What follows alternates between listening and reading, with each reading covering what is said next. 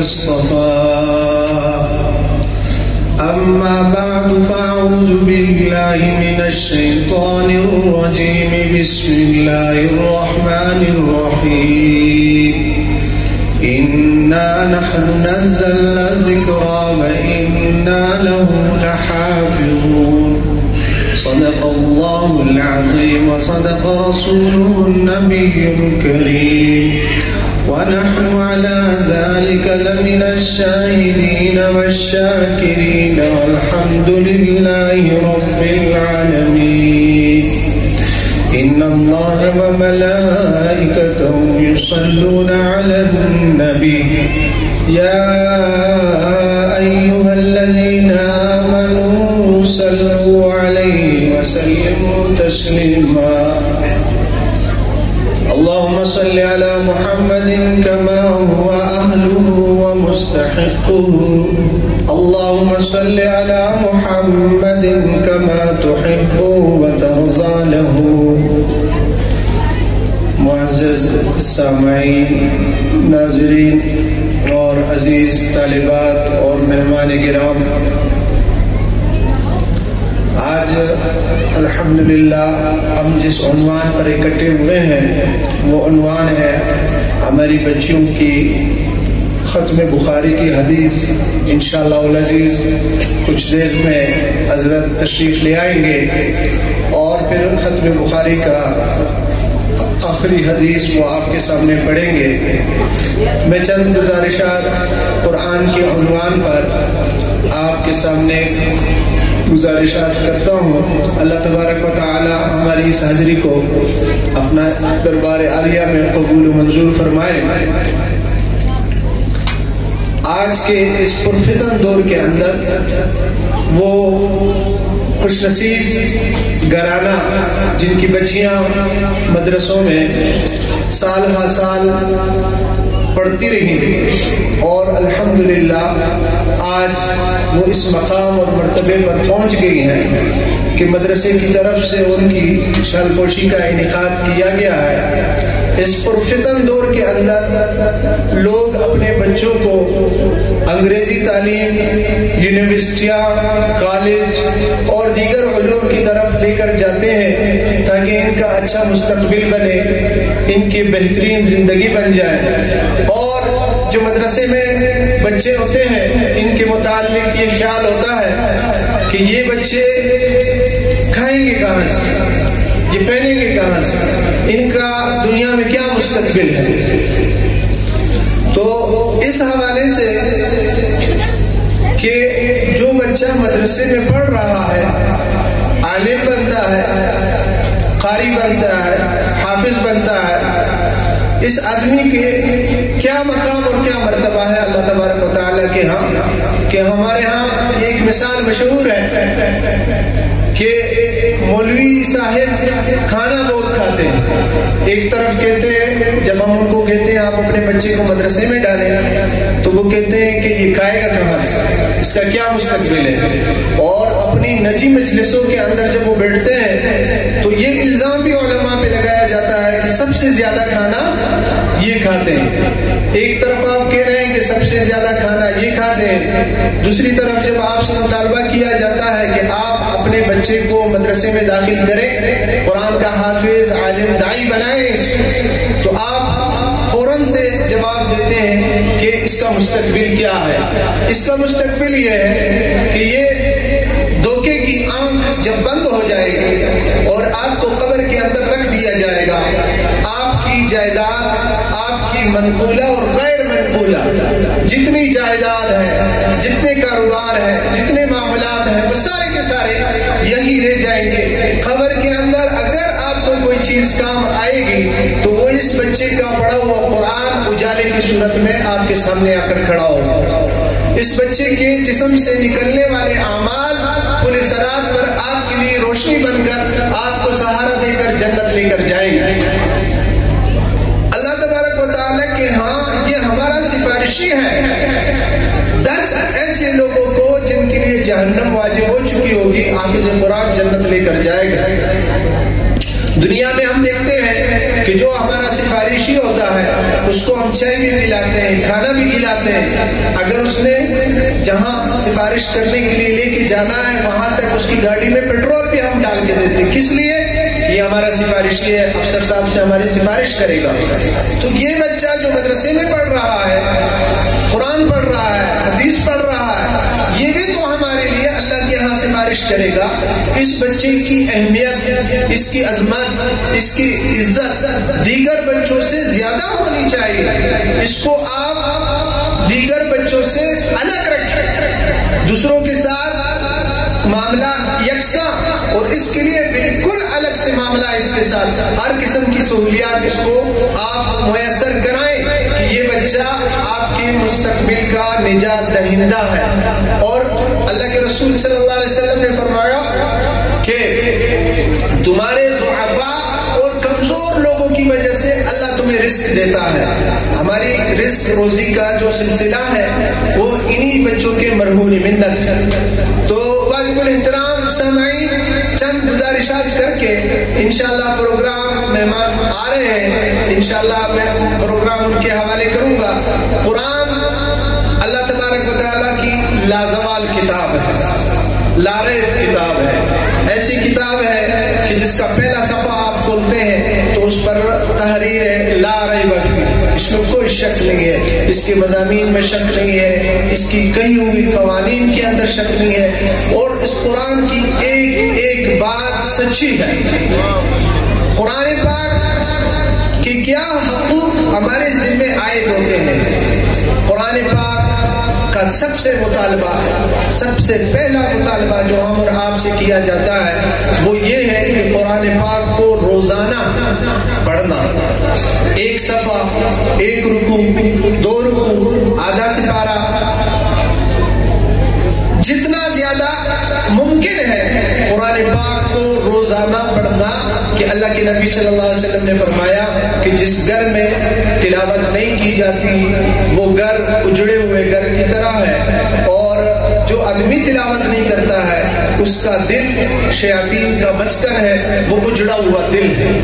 تو سب سے پہلا مطالبہ قرآن پاک کا کہ ہمارے روٹین میں، روزانہ کے معمولات میں ایک معمول جیسے صبح کا کھانا، دوپہر کا کھانا، رات کا کھانا، یہ ہم نے لازم کیا ہوا ہے. ایک وقت خاص کر کے ہم قرآن پاک کی تلاوت کو اپنے اوپر لازم کر دیں. دوسرا مطالبہ قرآن پاک کا ہم سے کیا ہے؟ ورتل قرآن ترتیلا، قرآن کو ٹھیک کر کے پڑھنا. انگلش سیکھنے کے لیے ٹیچر کے پاس جاتے ہیں، اردو سیکھنے کے لیے ماسٹر کے پاس جاتے ہیں. قرآن نانی اما نے بچپن میں پڑھایا وہی چل رہا ہے. تو قرآن کے پڑھنے میں اگر لہجے میں تبدیلی آ جاتی ہے، پڑھنے میں تبدیلی آ جاتی ہے، الفاظ کو آگے پیچھے کر دیتے تو معنی کہیں سے کہیں نکل جاتا ہے. جس طرح بڑے کاف سے قل، چھوٹے کاف سے کھل، اس میں بہت بڑا فرق آ جاتا ہے. دنیا کے معاملات میں اگر لہجے میں فرق آ جاتا ہے اس سے معنی بگڑ جاتا ہے تو اس میں مسئلہ نہیں ہے. لیکن قرآن کی تلاوت کے دوران مخرج کا صحیح ادا نہ کرنا اور لہجے سے قرآن کو نہ پڑھنا، اگر معنی تبدیل ہو گیا تو اس میں بسا اوقات انسان کا ایمان بھی چلا جاتا ہے. تو پہلا مطالبہ قرآن کا کہ قرآن روزانہ پڑھنا. دوسرا مطالبہ قرآن پاک کا کہ قرآن کو ٹھیک کر کے پڑھنا. اور تیسرا مطالبہ قرآن پاک کا کہ حتی تعلموا ما تقولون، کہ آپ جو پڑھ رہے ہیں آپ کو معلوم ہو کہ آپ کیا پڑھ رہے ہیں. جب ہم نماز پڑھتے ہیں ہم اللہ سے کلام کرتے ہیں، ہم اللہ سے باتیں کرتے ہیں، اور جب ہم قرآن پڑھتے ہیں تو اللہ ہم سے باتیں کرتا ہے.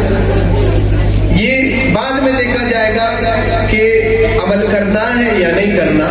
پہلے یہ معلوم کرنا کہ جو میں پڑھ رہا ہوں میں کیا پڑھ رہا ہوں، اس کا مقصد کیا ہے، اللہ مجھ سے کیا کہہ رہے ہیں. یہ واحد عبادت ہے جس کے لیے وضو کرتے ہیں، کپڑے پاک کرتے ہیں، جگہ پاک کرتے ہیں، تمام 120 پوری کرتے ہیں، مسجد آتے ہیں، قبلہ رخ کھڑے ہوتے ہیں اور اللہ اکبر کر کے شروع کرتے ہیں، اور ہمیں کچھ معلوم نہیں کہ ہم نے کیا پڑھا، اللہ سے ہم نے کیا کہا. جب ہم قرآن پڑھتے ہیں ہمیں کچھ معلوم نہیں اللہ ہم سے کیا کہہ رہا ہے. اور اور پھر جب یہ دونوں کام ہم کر لیتے ہیں پھر ہم دعا کے لیے ہاتھ اٹھاتے ہیں، اللہ تو یہ بھی دے دے، یہ بھی دے دے، یہ بھی دے دے، پھر اوپر سے گلا ہوتا ہے کہ اللہ ہماری دعائیں قبول نہیں کر رہے۔ اب اتنے اوصیفیت اور اہتمام کے ساتھ ہم نماز پڑھتے ہیں، لیکن ہمیں نہیں معلوم کہ ہم نے نماز میں اللہ کے سامنے کیا بولا۔ قرآن پڑھ رہے ہیں، اللہ ہمیں کیا کہہ رہا ہے، ہمیں یہ معلوم ہی نہیں۔ عمل کرنا نہ کرنا وہ بات کی بات ہے۔ تو قرآن پاک کو اتنا سمجھنا کہ جو ہم نماز پڑھیں تو ہمیں معلوم ہو کہ ہم اللہ سے کیا عرض کر رہے ہیں، کیا گزارشات کر رہے ہیں۔ اور تیسرا مطالبہ قرآن پاک کا، پہلا مطالبہ قرآن کو روزانہ پڑھنا، دوسرا مطالبہ قرآن کو ٹھیک کر کے پڑھنا، تیسرا مطالبہ کہ ہم ان آیاتوں کو جان لیں، ان کے معنی ہمیں معلوم ہو جو ہم نماز میں پڑھتے ہیں۔ چوتھا حق قرآن پاک کا کیا ہے کہ کچھ حصہ قرآن پاک کے اپنے دل کے اندر محفوظ کرنا، اس کو یاد کرنا۔ اب کتنا یاد کرنا، 1 سپارہ 2 سپارہ، سارا قرآن یاد ہو جائے تو نور علی نور، اور اگر سارا قرآن یاد نہیں ہوتا ہے تو کم از کم اتنا قرآن یاد ہونا کہ جس سے 5 وقت کی نماز سنت کے مطابق ہو جائے۔ اللہ کے رسول نے فجر کی سنتوں میں کون سی قرات کی تھی؟ فجر کی رکعتوں میں، سنتوں میں۔ پھر اللہ کے رسول نے فجر کی فرض رکعتوں میں کون کون سی سورتیں پڑھی؟ ہم علماء سے پوچھیں۔ پھر ظہر کی نماز میں آپ صلی اللہ علیہ وسلم نے سنت ادا کی، ان میں کون سی سورتیں پڑھی؟ اور پھر آپ نے فرض ادا کیے، فرض میں آپ صلی اللہ علیہ وسلم نے کون سی سورتیں پڑھی؟ عصر میں، مغرب میں اور عشاء میں۔ ہمیں معلوم ہو کہ اللہ کے نبی کی سنت نماز یہ ہے۔ پھر اتنا قرآن ہمیں یاد ہو جائے کہ ہماری 5 وقت کی نماز سنت کے مطابق ہو جائے۔ یہ قرآن پاک کا چوتھا مطالبہ ہے ہم سے۔ اور آخری مطالبہ قرآن پاک کا جو ہم سے قرآن پاک مطالبہ کرتا ہے، پہلا مطالبہ کہ قرآن کو روزانہ پڑھنا، دوسرا مطالبہ قرآن کو ٹھیک کر کے پڑھنا، تیسرا مطالبہ قرآن کے معنی کے ساتھ اس کو پڑھنا، اور آخری جو اس کا مطالبہ اور کچھ قرآن کا حصہ سینے میں محفوظ کرنا۔ کتنا حصہ؟ جس سے نمازیں سنت کے مطابق ہو جائے۔ آخری مطالبہ قرآن پاک کا حق ہم پر کیا ہے کہ جب قرآن کا حکم کان میں پڑ جائے، آنکھ کے سامنے آ جائے، زندگی کے کسی شعبے میں کوئی کام ہمارے سامنے آ جائے تو وقوف عند کتاب اللہ، کہ اللہ کی کتاب کے اوپر وقوف کر دینا، وہاں پر ٹھہر جانا کہ اس وقت اللہ جل شانہ کا کیا حکم ہے۔ گھر میں شادی بیاہ آ گئی، اب شادی بیاہ کا موقع ہے، تاریخ طے ہو رہے، ہم قرآن کھول کر دیکھ لیں کہ اللہ کے رسول کا حکم کیا ہے۔ گھر میں میت پڑی ہوئی، فوتگی ہو گئی، غم ہو گیا ہے، اللہ کے رسول نے غم کو کیسے بنایا، اس غم کے حالات میں اللہ کے رسول کا کیا طریقہ کار رہا ہے، اور اللہ کا حکم اس کے متعلق کیا ہے۔ تو ہر عمل کو قرآن اور حدیث میں تلاش کر کے اس پر عمل کرنا، اس کو کہتے ہیں وقوف عند کتاب اللہ، کہ اس عمل جو بھی زندگی کا عمل ہو، صبح سے زندگی شروع ہوتی ہے، کاروبار ہے، روزگار ہے، دوسرے سارے معاملات ہیں، ان تمام معاملات میں قرآن سے رہنمائی لینا، یہ قرآن پاک کا حق ہے ہم پر، کہ ہم ان حقوق کی ادائیگی کے ساتھ زندگی گزاریں۔ جس طرح یہ حق مردوں کے ذمہ عائد ہے، ایسے ہی یہ حق عورتوں کے ذمہ۔ جس طرح مرد اللہ کے نبی صلی اللہ علیہ وسلم کی امت ہے، ایسے ہی خواتین یہ بھی نبی صلی اللہ علیہ وسلم کی امت ہے۔ جیسے ہمیں جہنم سے ڈر لگتا ہے اور ہم جنت کے طالب ہیں، خواتین بھی ایسی ہیں کہ وہ بھی جنت کی طالب ہیں اور جہنم سے پناہ چاہتی ہیں۔ جس طرح دین ہماری ضرورت ہے، ایسے ہی یہ دین ان خواتین کی ضرورت ہے۔ ہمارے اور آپ کے دیندار بننے سے کتنا فائدہ ہوگا کہ ہماری ذات کو فائدہ ہوگا، ہمارے بچوں کو فائدہ ہوگا، جو ہمارے ماتحت ہیں ان کو فائدہ ہوگا، لیکن ایک خاتون کے دیندار ہونے سے ایک خاندان کو فائدہ ہوگا۔ وہ خاندان اس خاتون کی بدولت دیندار بنے گا، یہ خاتون اس کی تربیت کرے گا، اس کو بچپن سے اس کے ذہن کے اندر جھوٹ کی قباحت کو بٹھایا جائے گا، اس بچے کو نماز کی عادت عورت کی طرف سے ڈالی جائے گی. عورت خود دیندار ہوگی تو جب وہ اس دینداری کے ساتھ بچے کی پرورش کرے گی, اس کی تربیت کرے گی, تو یہ بچہ بڑا ہو کر شیخ عبد القادر جیلانی رحمۃ اللہ علیہ کا پیروکار بنے گا, علماء حق کا پیروکار بنے گا, علماء حق پر قربان ہونے والا بنے گا, اور دین کے لیے اپنی جان کو قربان کرنے والا بنے گا. لیکن اگر اس کی اماں دین سے بے خبر ہے, اس کا باپ بھی دین سے بے خبر ہے, تو آپ بتائیں کہ اس پھر فتن دور کے اندر اس بچے کی وہ کیا تربیت کرے گی جو بچہ اس کے گھر میں پیدا ہو رہا. تو دین جیسے ہماری ضرورت ہے ایسی ہی یہ خواتین کی بھی ضرورت ہے. جس طرح ہم چاہتے ہیں کہ ہمارے بچے قرآن کے حافظ بنے, عالم بنے, اس طرح ہمارا سوچ اور فکر اس طرف بھی منتقل ہو. جو ہماری بچیاں ہیں, اس بچی کے ذریعے سے میں بہت بڑا کام کر سکتا ہوں. کیا کام کر سکتا ہوں کہ اس بچی کو میں حافظہ بناتا ہوں, اس کو میں عالمہ بناتا ہوں, پھر اس کی میں شادی کرا دیتا ہوں. اللہ کے نبی صلی اللہ علیہ وسلم نے فرمایا کہ جو مرد 2 بچیوں کی تربیت کرتا ہے, اس کے ہاں 2 بچوں کی ولادت ہوتی ہے, اور پھر ان بچوں کو پیدا کرنے کے بعد ان کی تربیت کرتا ہے, ان کی نشوونما کرتا ہے, ان کو تعلیمی ادب دکھاتا ہے, سکھاتا ہے, بتاتا ہے. کہا کہ میں اور یہ آدمی جس نے بچوں کی تربیت کی, قیامت کے دن ایسے ہوں گے جیسے یہ 2 انگلیاں. اللہ کے نبی صلی اللہ علیہ وسلم نے فرمایا جیسے یہ 2 انگلیاں شہادت والی اور اس کے ساتھ والی, جنت میں ہم 2 ایسے ہوں گے اس بچی کی پرورش کے اوپر. اب تو وہ دور چلا گیا کہ جب بچی پیدا ہوتی تھی تو طبیعت پر بوجھ ہوتا تھا کہ ہمارے ہاں کیوں بچی پیدا ہوگی. اب تو الحمدللہ دین کی برکت سے وہ تصور ختم ہو گیا ہے. اب ہمارے ہاں دیندار گھرانوں کے اندر بچہ پیدا ہو یا بچی پیدا ہو, دونوں کا فرق نہیں ہے, بالکل یکساں ہے ہمارے لیے. تو ہم کوشش کریں جیسے ہمارے مرد بچے جن کو ہم اسکولوں میں ڈالتے ہیں, کالج میں ڈالتے ہیں, یونیورسٹیوں میں ڈالتے ہیں, اور پھر ہم کوشش کرتے ہیں کہ یہ قرآن بھی پڑھے, علماء کے ساتھ بھی اس کا تعلق, ہم اپنی خواتین کو دیندار بنائیں. اگر ہم چاہتے ہیں کہ ہمارا خاندان دیندار ہو, ہمارے لوگ دیندار ہو اور دین کے اوپر مضبوط ہو جائے, تو ہم اپنی بچیوں کو مدارس کے اندر ڈالیں, ان کو قرآن سے روشناس کریں اور ان کا من اندر سے قرآن سے اجالا کریں. قرآن کا نور جب ان کے اندر منتقل ہوگا, پھر دنیا کی کوئی گندگی, کوئی غلاظت, کوئی گناہ ان کو اپنے راستے سے نہیں بھٹکا سکتا ہے. اللہ جل شانہ مجھے آپ کو سب کو ان باتوں پر عمل کرنے کی توفیق دے. انہی باتوں پر آپ سے اجازت چاہوں گا. انشاءاللہ مہمان آ گئے ہیں, انشاءاللہ العزیز آپ کے سامنے بیان کریں گے.